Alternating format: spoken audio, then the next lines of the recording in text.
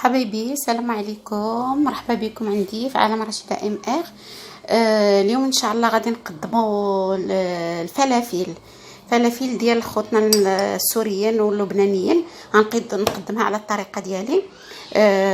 ان شاء الله اليوم عندنا الفول فازق، الفول هو فازق، وعندنا الحمص فازق، وعندنا بصله مقطعه هكا على 4، وعندنا النعناع على حسب هذا المقدار.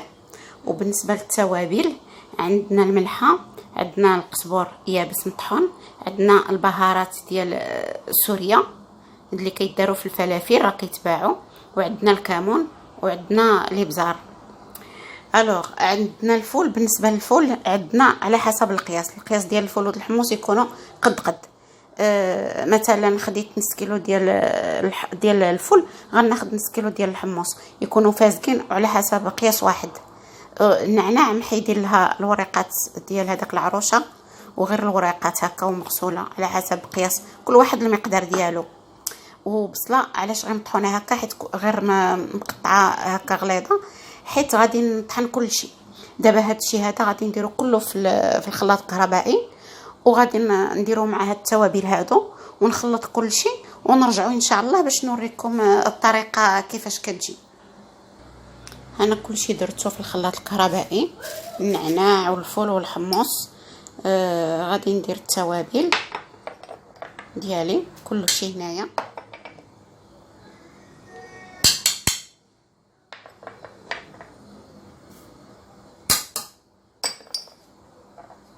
الملح على حسب المقدار،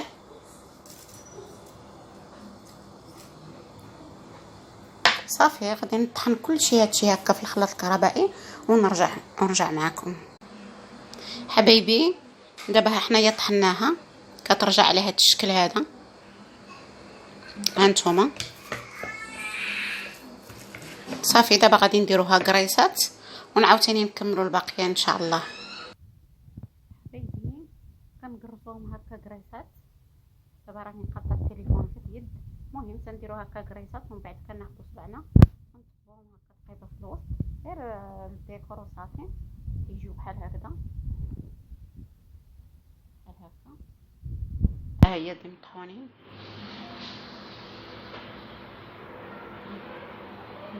دابا من بعد غادي ندير زيت سخون مزيان، وغادي نقليهم في الزيت، وغادي تشوفوا المنظر ديالهم كيف يجي.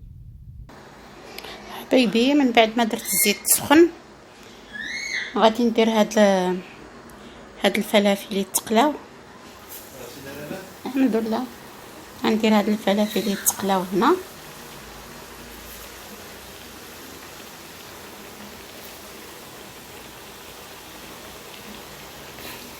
نفرشوا لهم البابي بحال هكا، وعاوتاني نحطوهم نخليوهم حتى يتحمروا.